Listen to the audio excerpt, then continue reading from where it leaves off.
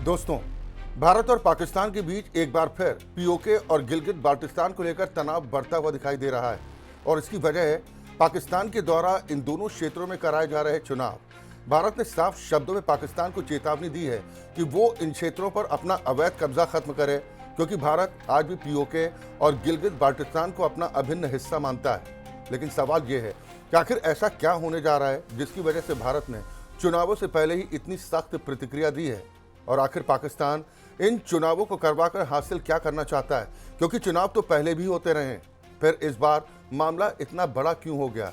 दोस्तों, दरअसल पाकिस्तान जिन दो क्षेत्रों में चुनाव करवाने जा रहा है उनमें पहला है गिलगित बाल्टिस्तान और दूसरा है पाकिस्तान अधिकृत कश्मीर यानी पीओके। ऊपर से देखने में ये एक सामान्य लोकतांत्रिक प्रक्रिया लग सकती है, लेकिन भारत का मानना है कि इसके पीछे केवल चुनाव नहीं बल्कि एक बड़ा राजनीतिक और रणनीतिक एजेंडा छिपा हुआ है। सबसे पहले हमें ये समझना होगा कि पीओके और गिलगित बाल्टिस्तान का महत्व आखिर इतना ज्यादा क्यों है। जम्मू कश्मीर का जो पूरा क्षेत्र भारत अपना मानता है, उसका एक बड़ा हिस्सा आज भी पाकिस्तान के कब्जे में। पाकिस्तान इस कब्जे वाले हिस्से को दो प्रशासनिक इकाइयों में बांट कर चलाता है, एक पीओके और दूसरा गिलगित बाल्टिस्तान। पाकिस्तान इन क्षेत्रों में ये दिखाने की कोशिश करता है कि यहाँ पर लोकतांत्रिक व्यवस्था मौजूद है, यहाँ अपनी विधानसभा है, अपने नेता हैं, अपनी सरकार है। लेकिन भारत का आरोप है कि असली शक्ति इन क्षेत्रों के लोगों के पास नहीं बल्कि इस्लामाबाद के पास है। अगर पीओके की बात करें तो वहाँ कागजों पर एक अलग सरकार दिखाई जाती है, वहाँ प्रधानमंत्री जैसा पद है, विधानसभा है, मंत्रिमंडल है, लेकिन आलोचकों का कहना है कि अंतिम फैसले पाकिस्तान की केंद्रीय व्यवस्था ही लेती है। स्थानीय सरकारें केवल एक औपचारिक ढांचा बनकर रह जाती हैं, और यही कारण है कि समय समय पर वहाँ के लोग बढ़ती महंगाई, बिजली संकट, बेरोजगारी, टैक्स और बुनियादी सुविधाओं की कमी को लेकर विरोध प्रदर्शन करते रहे। हाल के समय में कई जगहों पर बड़े प्रदर्शन हुए, झड़पें हुई, लोगों की मौत तक हुई और हालात को नियंत्रित करने के लिए अतिरिक्त सुरक्षा बलों की तैनाती करनी पड़ी।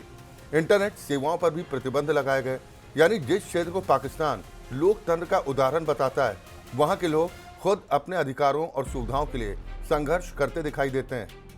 अब बात करते हैं गिलगित बाल्टिस्तान की।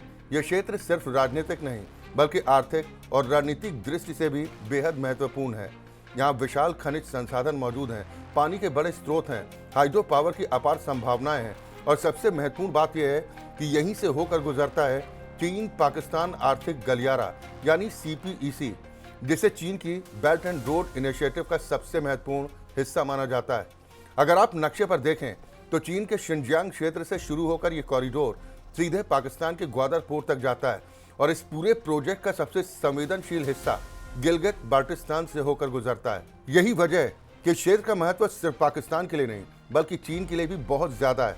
भारत का आरोप है कि पाकिस्तान इन चुनावों के जरिए दुनिया को यह संदेश देना चाहता है कि इन क्षेत्रों में लोकतांत्रिक सहमति मौजूद है और अगर यहाँ की चुनी हुई सरकारें चीन पाकिस्तान परियोजनाओं को मंजूरी देती हैं तो बाद में ये कहा जा सके कि सब कुछ स्थानीय जनता की सहमति के साथ हुआ, जबकि वास्तविकता ये है कि इन क्षेत्रों में निर्णय लेने की अंतिम शक्ति स्थानीय लोगों के पास नहीं है।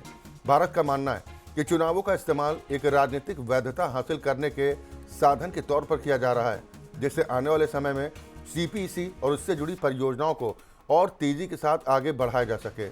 यहाँ एक और महत्वपूर्ण बात समझने की जरूरत है। चीन ने सीपीईसी में अरबों डॉलर का निवेश किया है। ये केवल एक सड़क या व्यापारिक परियोजना नहीं है बल्कि चीन की वैश्विक रणनीति का एक अहम हिस्सा है। इस परियोजना के जरिए चीन को अरब सागर तक सीधी पहुंच मिलती है, ऊर्जा आपूर्ति के रास्ते छोटे हो जाते हैं और व्यापारिक लागत कम होती है, और यही कारण है कि चीन किसी भी कीमत पर अपनी इस परियोजना को सफल बनाना चाहता है। दूसरी तरफ पाकिस्तान इसे अपनी अर्थव्यवस्था के लिए बेहद महत्वपूर्ण मानता है। ऐसे में अगर स्थानीय स्तर पर विरोध बढ़ता है तो ये दोनों देशों के लिए परेशानी का सबब बन सकता है, और इसीलिए आलोचकों का कहना है कि चुनावों के जरिए एक ऐसी राजनीतिक व्यवस्था दिखाने की कोशिश की जा रही है जो इन परियोजनाओं को जन समर्थन प्राप्त होने का दावा कर सके। भारत ने पहले भी कई बार सीपीईसी का विरोध किया है। भारत का कहना है कि जिस परियोजना का रास्ता उसके दावे वाले क्षेत्र से गुजरता हो उस पर उसकी सहमति के बिना काम नहीं होना चाहिए, लेकिन चीन और पाकिस्तान लगातार इस परियोजना को आगे बढ़ाते रहे और अब जब इसके अगले चरणों की तैयारी चल रही है तब इन चुनावों को और अधिक महत्व के साथ देखा जा रहा है। भारत का मानना है कि ये केवल चुनाव नहीं बल्कि एक बड़े भू राजनीतिक खेल का हिस्सा है। जहां एक तरफ चीन के आर्थिक हित हैं, दूसरी तरफ पाकिस्तान की रणनीतिक जरूरतें और तीसरी तरफ उन क्षेत्रों के लोग हैं जो अपने अधिकारों और बेहतर जीवन की मांग कर रहे हैं। और यही वजह है कि भारत ने एक बार फिर स्पष्ट रूप से कहा है कि पीओके और गिलगित बाल्टिस्तान भारत के अभिन्न हिस्से हैं और वहां कराए जाने वाले किसी भी चुनाव या प्रशासनिक बदलाव से वास्तविक स्थिति नहीं बदल सकती। भारत का कहना है कि पाकिस्तान इन क्षेत्रों पर अवैध कब्जा किए हुए और उसे इन्हें खाली करना चाहिए। अब आने वाले दिनों में ये देखना दिलचस्प होगा कि पाकिस्तान इन चुनावों को किस तरह आगे बढ़ाता है, स्थानीय जनता की प्रतिक्रिया क्या रहती है, चीन की परियोजनाओं पर इसका क्या असर पड़ता है और भारत इस पूरे मुद्दे को अंतर्राष्ट्रीय मंचों पर किस तरह से उठाता है, क्योंकि ये मामला केवल चुनावों तक सीमित नहीं है।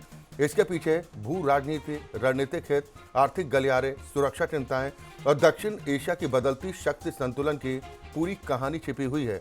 और यही कारण है कि इस बार भारत की चेतावनी को केवल एक राजनीतिक बयान नहीं बल्कि एक बड़े संदेश के तौर पर देखा जा रहा है।